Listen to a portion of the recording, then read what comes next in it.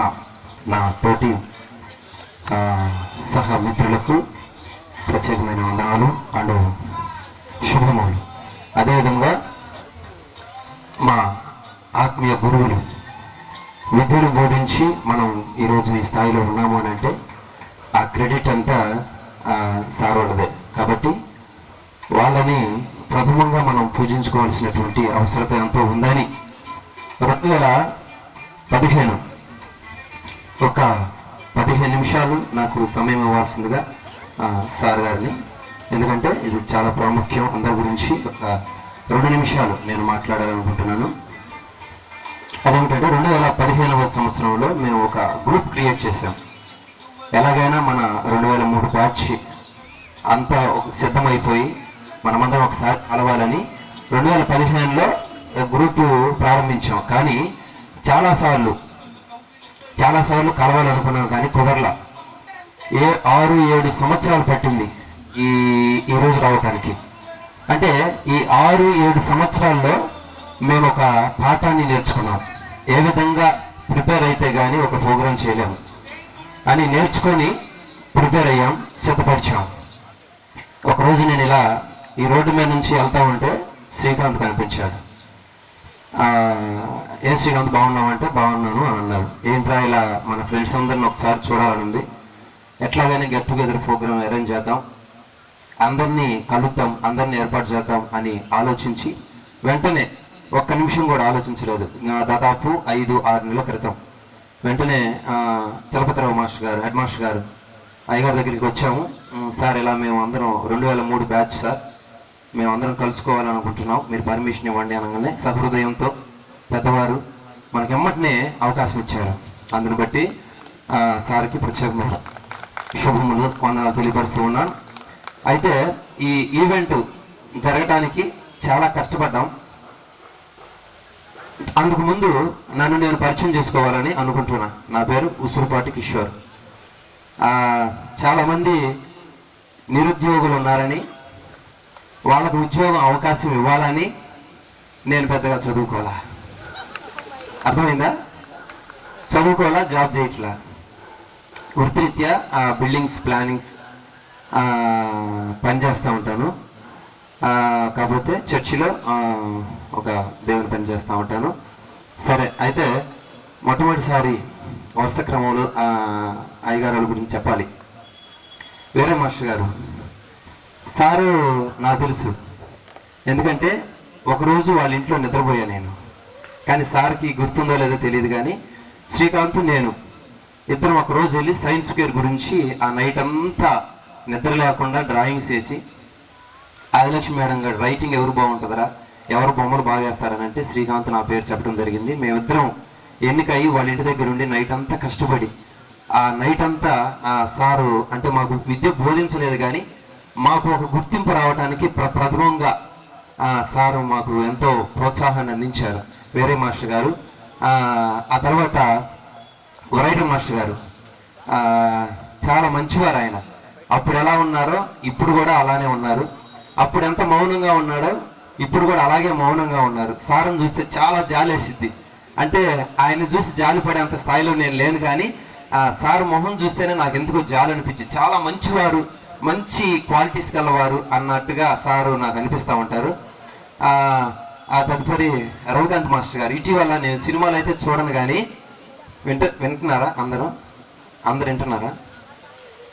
నేనైతే సినిమాలు చూడను, కానీ ఇటీవల ఒక సినిమా చూస్తుంటే మహేష్ బాబు గుర్తొచ్చాడు. మహేష్ బాబు ఏంటి, నేను ఇదివరకు సినిమాలు చూసేవాడిని కాదు కదా, మరి ఈ మహేష్ బాబు పోలికలు నేను ఎక్కడో చూసా అని నేను ఒకసారి నెమరు వేసుకుంటా ఉంటే నాకు రవికాంత్ మాస్టర్ గారు గుర్తొచ్చారు. అవును, అప్పట్లో కూడా రవికాంత్ మాస్టర్ గారు టోపీ పెట్టుకొని ఒక చిన్న క్యారేజ్ తీసుకొని అసలు రన్నింగ్ చేసుకుంటా వస్తారు మన క్లాస్కి. అసలు ఆయన వస్తుంటే ఆ హైటు, ఆ కలరు, ఆ గ్లామరు, పర్సనాలిటీ, ఆ డ్రెస్నెస్ అసలు నాకైతే నచ్చేది. ఈ మహేష్ బాబు, రవికాంత్ మాస్టర్ గారు అన్నట్టుగా నాకు చాలాసార్లు నేను అనుకున్నా. ఆ సార్ గురించి ఎట్లయినా ఈసారి కలవాలంటే మొన్న వెళ్ళాం సార్ దగ్గరికి. వెళ్తే అసలు సేమ్ అప్పుడు ఎలా ఉన్నారో ఇప్పుడు కూడా అలానే అనిపించింది. మీరేం చేస్తారమ్మా అంటే, సార్ నా వృత్తి ఇది సార్ అని చెప్పినప్పుడు చాలా సంతోషం, వెరీ గుడ్ నాన్న అని చెప్పి మా స్థాయిని బలహీనపరచకుండా మమ్మల్ని బలవంతులుగా మార్చి మాతో మాట్లాడారు సార్. అందుని బట్టి సార్ మీకు ప్రత్యేకమైన థ్యాంక్స్ సార్. అదేవిధంగా మౌలాలి సార్ గారు, ఎస్కే మౌలాలి సార్ గారు సోషల్ చెప్పేవాళ్ళు. అప్పుడు ఎలా ఉన్నారు, ఇప్పుడు కొంచెం గ్లామర్ వచ్చింది సార్కి. అప్పుడు కొంచెం సన్నగా ఉండేవాళ్ళు. చాలాసార్లు ఆయన కొట్టడం చాలా తక్కువ. ఎందుకంటే బహుశా మనల్ని చూసేటప్పుడు బహుశా వాళ్ళ పిల్లలు గుర్తొస్తారో ఏమో నాకైతే తెలియదు, కానీ ఎవరిని అంతగా కొట్టేవాళ్ళు కాదు సారు. ఆయన సార్ క్లాస్ అంటే మాకు చాలా ఇష్టం, ఎందుకంటే ఆయన కొట్టడానికి చాలా ఎంజాయ్ చేసేవాళ్ళం. మౌలాలి సార్ అంటే మాకు చాలా ఇష్టం. అదేవిధంగా తెలుగు మాస్టర్ గారు నాకు చాలా నచ్చినటువంటి ఆత్మీయ గురువు. నేను దేవుని సేవలోకి వచ్చిన తర్వాత బైబిల్ విషయంలో, ఈ విషయాలు చెప్పకూడదు కానీ చెప్పాలి, బైబిల్ విషయంలో కొన్ని తెలియని అర్థాలు నాకు విపులంగా అర్థమవుతున్నాయి అనంటే అది మా మాస్టర్ గారు ఇచ్చినటువంటి విద్య. ఆయన గురించి ఒక మాట చెప్పాలి, వినండి జాగ్రత్తగా. ఆయన మాకు పాఠాలు చెప్పేటప్పుడు ఆయన చెప్పింది మేము రాసుకోవాలి. ఆయనకి చాలా జ్ఞానం. చెప్తా నిద్రపోతాడు సారు. మేము ఏంటి సార్ నిద్రపోయాడు, ఏం కాదులని చెప్పి మేము మాట్లాడుకొని మేము అల్లరి పనులు చేసి ఆ తర్వాత రాశాను సార్ అని అనాలి.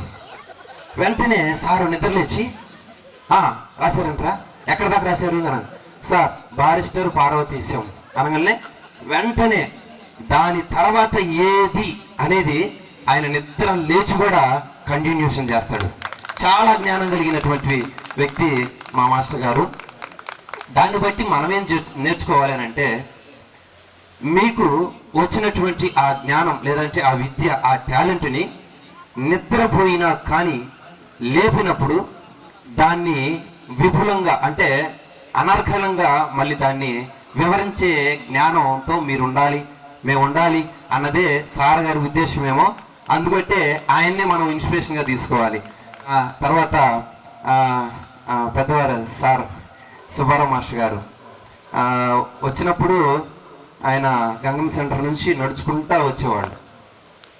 ఆయన వేషధారణ, హావభావాలు చూస్తుంటే ఈయన హెడ్ మాస్టర్ గారేనా అని అనిపించేది. వినండి జాగ్రత్తగా వినండి, ఈయన హెడ్ మాస్టర్ గారేనా అనిపించేది. అయితే ఆయన ఇంకొక 2-3 సంవత్సరాల్లో రిటైర్డ్ అవ్వచ్చు. 2-3 సంవత్సరాల్లో రిటైర్డ్ అయ్యే వయసు ఆయనది. నాకెందుకులే, ఇంకొక సంవత్సరం అయితే నేను రిటైర్డ్ అయిపోతాను కదా, నా డ్యూటీ నేను చూసుకోవచ్చు, వచ్చి కాసేపు అక్కడ కూర్చోవచ్చు, 4 ఫైల్ మీద సంతకం పెట్టవచ్చు, వాళ్ళు చెప్పింది ఏదో విని అంతో నేను అవతలికి వెళ్ళొచ్చు అనే వయసు అయింది. కానీ పెద్దవారైనప్పటికీ ఆయన నుంచి మనం నేర్చుకోవాల్సినటువంటి మంచి పాఠం ఏమిటంటే, ఆయనకి ఇచ్చినటువంటి బాధ్యతను సక్రమంగా నిర్వర్తించే మంచి వ్యక్తిత్వం కలిగినటువంటి వ్యక్తి ఎం సుబ్బారావు గారు మాస్టర్ గారు. ప్రతి క్లాసు మనకి ఏ క్లాస్ అయితే ఖాళీగా ఉంటుందో ఆ క్లాస్కి ఖచ్చితంగా వస్తారు. వచ్చినప్పుడు ఊరుకోరు సార్, వెంటనే ఏదో ఒక బిట్లు, ఉపరికొలు గల జీవి, అస్థి చేప, ప్రత్యుత్పత్తి అంటే ఏమిటి, ఒక జీవి తన జీవిత కాలంలో తనలాంటి మరో తరం జీవిని ఉత్పత్తి చేయగల శక్తిని ప్రత్యుత్పత్తి అంటారు అని మనం చెప్పాలి. అంతా ఏ క్లాసును కూడా వదలకుండా ఆయన వస్తున్నాడంటే చాలు, ఏ పిల్లలు వస్తున్నా అని అన్నట్టుగా వస్తారు. ఆయన వాయిస్ మనం ప్రిన్సిపల్ అదే హెడ్ మాస్టర్ గారి రూమ్ కాడ నుంచి ఆయన కదిలాడుతుంటే మా గుండెల్లో దడదడ అనేవి. అంత భయం హెడ్ మాస్టర్ గారు అంటే. ఎందుకంటే ఆయనకి వృత్తి పట్ల అంత ఆసక్తి అనే కంటే ఆయనకి అంత పిచ్చి ఇష్టం.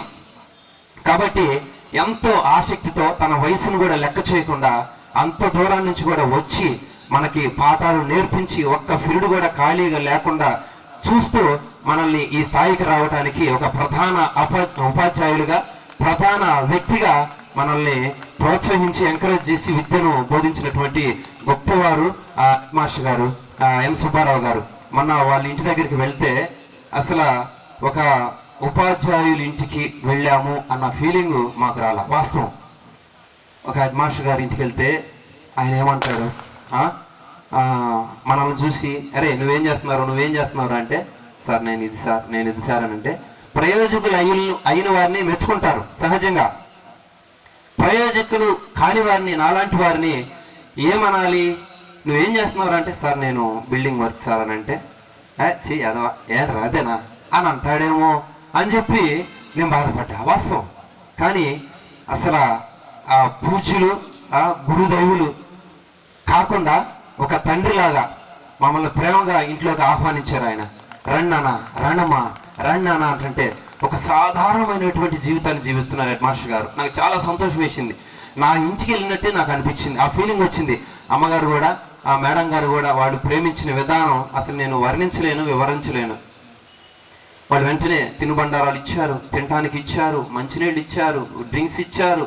అసలు వాళ్ళ మంచాల మీద కూర్చోన్నానా, ఇది నా జ్ఞాపకం, ఇది నా జ్ఞాపకులు, ఇది నాకు ఇచ్చినటువంటి గుర్తింపు ఇది అని ఆయన కళ్ళల్లో ఉన్నటువంటి ఆనందాన్ని చూస్తుంటే నాకు చాలా సంతోషం వేసింది.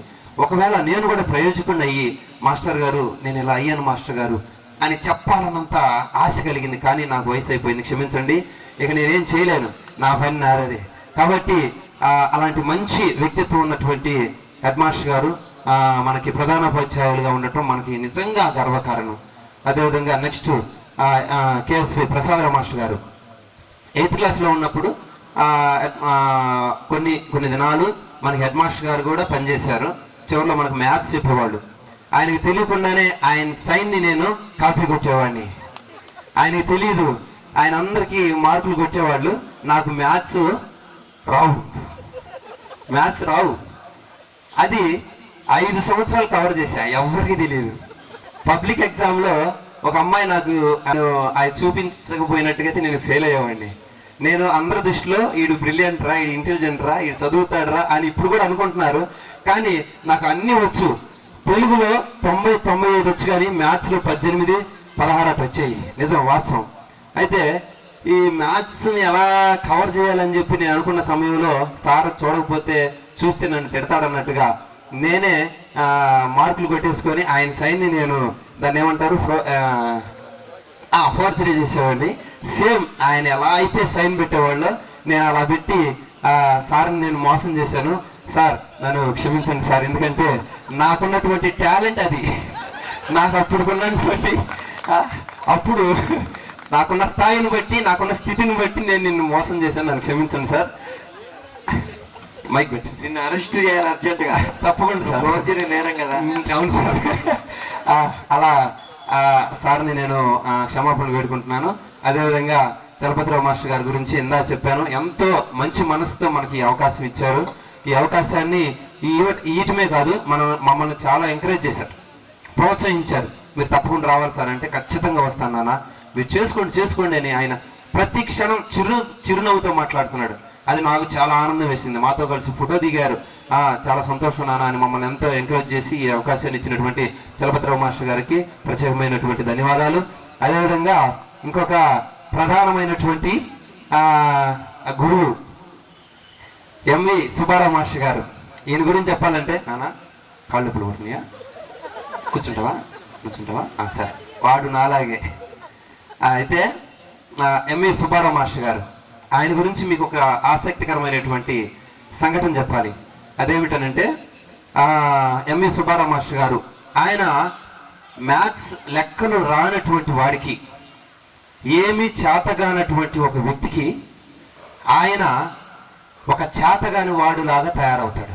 ఆ క్షణంలో నాకేమీ రాదు, అరే దీనిలో నుంచి ఇది ఎట్లా వచ్చింది అని నువ్వు టెన్షన్ పడుతున్నావు కదా, ఏం కాదు, ఇదిగా దీన్ని ఇటువంటి తీసేసి ఈ పక్కన పెట్టరా, అయిపోతుంది అంతే, వచ్చేసిద్ది అని అంటాడు. చాలా ఒక చేతగాని వాడి కోసం తను చేతగాని వాడిలాగా మారి మనందరినీ ప్రయోజకులుగా చేసినటువంటి ఒక మంచి టాలెంట్ కలిగినటువంటి మాస్టర్ గారు. ప్రస్తుత స్వర్ణ ప్రధానోపాధ్యాయుడిగా పనిచేస్తున్నాడు.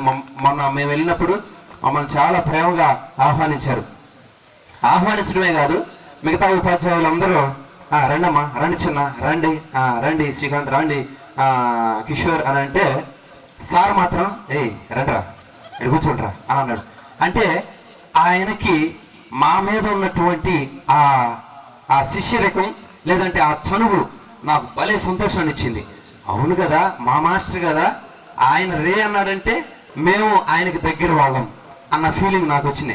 కూర్చోరా కూర్చో, అసలు కూర్చో, ఎట్లా చేస్తున్నారు ఏంది, నేను పెద్ద పెద్ద ఈవెంట్లు చేశా, ఆఫ్టర్ ఆల్ మీరంతరా అంటే మమ్మల్ని ఎంకరేజ్ చేయటం, ఊరుకోండి సార్ మేము కూడా చేస్తాం సార్ అని మేము ఇంకొంచెం అత్యుత్సాహం చూపించి గ్రాండ్ సక్సెస్ చేస్తామని మమ్మల్ని ఎంకరేజ్ చేశారు సార్. మంచి తోడ్పాటునిచ్చారు ఎంవి సుబ్బారావు మాస్టర్ గారు. అదేవిధంగా శ్రీనివాస మాస్టర్ గారు ఎలిమెంట్ స్కూల్లో సత్రంబడిలో సారు నాకు 1వ తరగతి నుంచే నాకు గురువు. ఫస్ట్ నుంచి నా టాలెంట్ ఏందో, నేను ఎంతవరకు ప్రయోజకుడిని అవుతానో, నాకు ఉందో లేదో, ఏంటిది టాలెంట్ ఉందో లేదో, వీడు ప్రయోజకుడు అవుతాడో అవడో సార్కి తెలుసు. చిన్నప్పటి నుంచి నన్ను బాగా ఎంకరేజ్ చేసేవారు, ప్రోత్సహించేవారు. డైలీ కనపడతా ఉంటారు. ఆయన ఎప్పుడు నాకు కనపడుతున్నా కానీ సార్ నమస్తే సార్ అని అంటే, ఆయన్ని 25 సంవత్సరాల క్రితం లేదా 30 సంవత్సరాల క్రితం ఎలాగ ఉన్నారో ఇప్పుడు కూడా అచ్చుగుతున్నట్టు ఆ విగ్రహాన్ని తీసుకొచ్చి ఇక్కడ కూర్చోబెట్టినట్టే ఉంది, కానీ ఆయన పెద్దవారు అయినట్టు నాకు అసలు అనిపించలా. అంతా మరి ఆయన గ్లామర్ రహస్యం ఏమిటో, ఆయన పర్సనాలిటీ రహస్యం ఏమిటో. మా ఫ్రెండ్స్ లేడీస్ చాలా మంది పెద్ద పెద్దవాళ్ళు అయ్యారు. కొంతమందిని చూస్తే వాళ్ళు అసలు మా ఫ్రెండ్స్ అన్నట్టుంది, కానీ సార్ మాత్రం యాజ్ ఇట్ ఈజ్ అలానే ఉన్నారు. మరి ఆ రహస్యం ఏమిటో సార్కి తెలుసు, మేడం గారికి తెలుసు. కాబట్టి మీకు ఎవరైనా ఆసక్తిగా ఉంటే సార్ని సంప్రదించండి, మంచిది. అదేవిధంగా ఆ తర్వాత సీతాదేవి మేడం గారు, నేను ఒక పనికి మాలిన వాడిని, వాత్సవం చెప్తున్నా. చదువులో ఒక యావరేజ్గా వెళ్ళేవాడిని, కానీ గేమ్స్లో అసలు డ్రిల్ పీరియడ్ అంటే నాకు తెలీదు. డ్రిల్ పీరియడ్కి వెళ్తే ఏదన్నా ఆటలాడలేమో, ఏంద్రా బాల్ ఇసిరేసేది, ఏంద్రా బ్యాట్తో కొట్టేది, ఏంద్రా దూకేది, కాళ్ళు చేతులు ఇరుగుతాయి, అయితే ఏంద్రా కబడ్డీ ఖోఖో ఆడేది, నాకు ఒళ్ళొప్పులు అయితే అన్న భావంతో ఏ పీరియడ్కి వెళ్లకుండా ఎగ్గొట్టి ఎటుబడితో తిరిగేవాడిని. నాలాంటి వాళ్ళు కూడా ఉన్నారు చాలామంది, వాళ్ళు ఎందుకులేండి పాపం. అయితే మేడం గారు ఒకసారి 8th క్లాస్లో ఉన్నప్పుడు ఏమో ఎదురొచ్చా, మేడం నమస్తే మేడం అని అంటే, కాలేజ్ చేరావా అంది. కాదు, 10th లో ఉన్నప్పుడే, క్షమించండి, 10th లో ఉన్నప్పుడు మేడం గుడ్ మార్నింగ్ మేడం అని అంటే, కాలేజ్ చేరావా అని అంది. మేడం నేను 10th మేడం అని అన్నా. 10th అని అంది. అవును మేడం అంటే మంచినీళ్ళ బావి దగ్గర అంటే, నేను ఎప్పుడో ఇదివరకు చదివి ఉన్నాను కావాలా అంటే, నేను పీరియడ్ అటెండ్ అయితే కదా నన్ను గుర్తుపడతాను మేడం గారు. వీడు ఎప్పుడో చదివి ఉన్నాడు, కాలేజ్ చేరుంటాడులే, ఏదో ఒక విధంగా పలకరిద్దాంలే అని, కాలేజ్ చేరావా అని అంది. మేడం నేను 10th మేడం అనగానే ఒక్కసారి ఆమె నన్ను స్కాన్ చేసింది పైకి కిందకి. అరే వీడు 10th, వీడు ఎక్కడ ఉంటున్నాడు అసలు, నాకు ఒక్క పీరియడ్కి కూడా అటెండ్ కావట్లేదు, వీడిని ఒక కంట కనిపెట్టాలని చెప్పి ఆ సాయంత్రం నన్ను పట్టుకొని అసలు నువ్వేం చేస్తావరా, ఏ ఆటలో ఉన్నావరా అంటే, వాలీబాలా, కబడ్డీయా, ఖోఖోనా, అబే రన్నింగా, లేదు మేడం హై జంపా, చిచ్చి మరి ఇంకేందిరా దేనికి రాను అని అంటే, మేడం గారు నాకు ఏమీ రాదు మేడం, నాకు ఇంట్రెస్ట్ ఉండదు మేడం గేమ్స్ అని అన్నా. అరే ఎదవా పనికి మాలినాడు అని చెప్పి స్కేల్ తీసుకొని ఈ భుజం నుంచి కాలు దాకా దాదాపు ఒక 100 దెబ్బలు కొట్టింది. ఒక్క ఇంచు కూడా వదిలిపెట్టలా. ఎందుకంటే ప్రతి అణువులో నీ నరం ఉత్తేజంతో రగలాలి, ఇక నువ్వు బలహీనంగా బద్ధకంగా ఉండి. ఒకసారి చప్పట్లు కొట్టి మేడం గారికి ధన్యవాదాలు తెలుపుకుందాం. హైదరాబాద్ నన్ను ఒక బస్సులో స్టేడియంస్ అన్నీ చూడటానికి ఏదో అవకాశం వచ్చింది.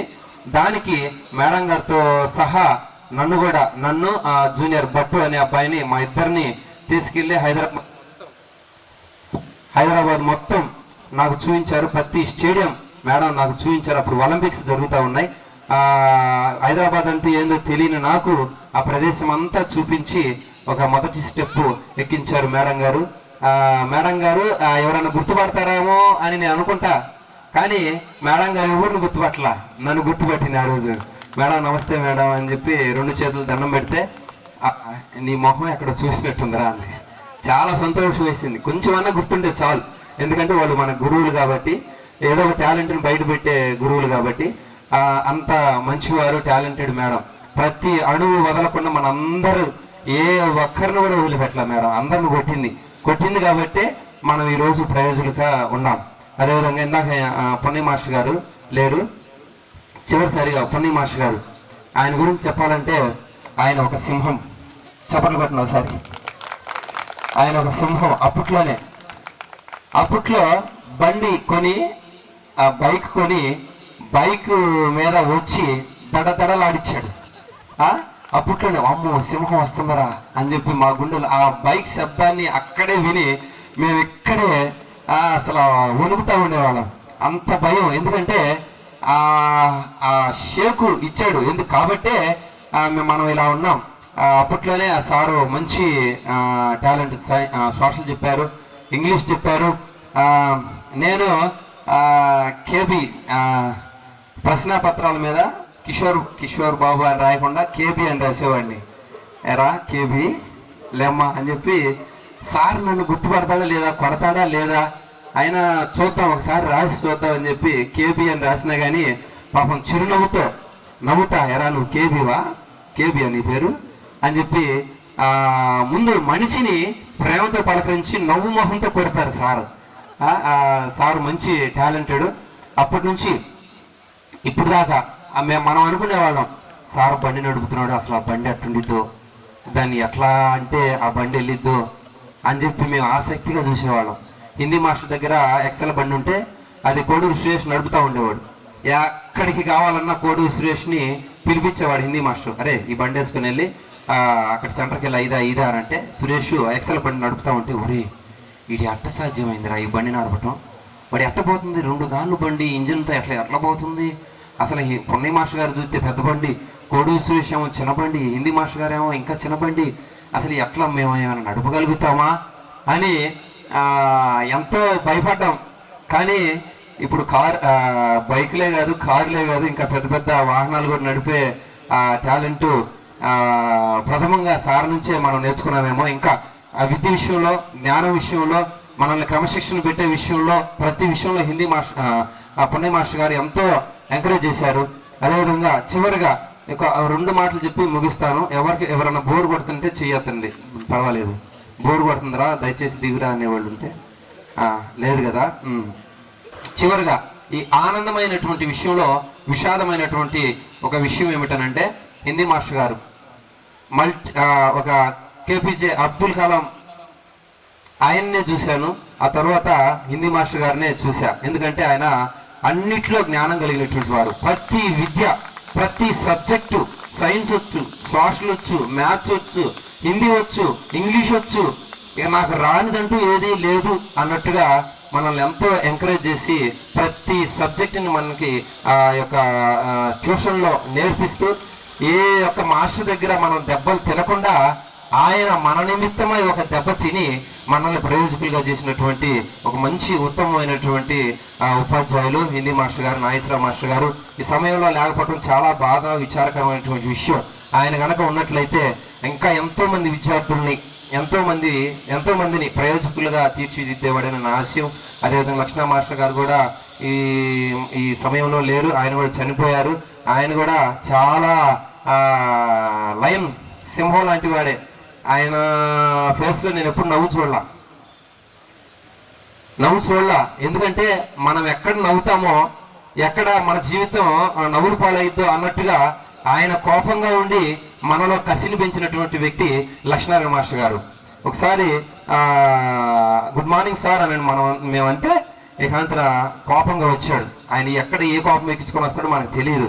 ఏకాంతన హౌ ఆర్ యూ చిల్డ్రన్స్ అని అన్నాడు.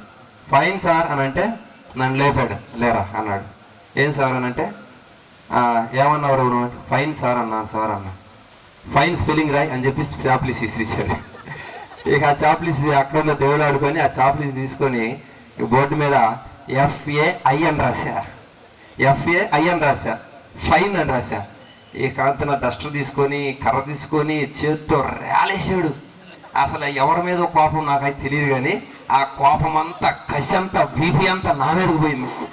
ఎరా ఫైన్ స్పెల్లింగ్ రాయటం రాదు, నువ్వు ఫైన్ అని చెప్తావా? ఏం ఫైన్ రా, ఇప్పుడు ఫైన్ అయినా నువ్వు అన్నాడు. నాకు అది మాత్రం అసలు జీవితాంతం గుర్తు ఉండిపోయే సన్నివేశం. ఏదైనా మనం క్షేమం ఫైన్ అని చెప్పేటప్పుడు నిజంగా మన మనస్సాక్షిని అడిగి నిజమే క్షేమమే కదా అని చెప్పి క్షేమం ఎదుటి వారికి చెప్పాలి అన్న విషయాన్ని సార్ గుర్తు చేశారు. మంచిది, నీకు మంచి అవకాశం ఇచ్చారు.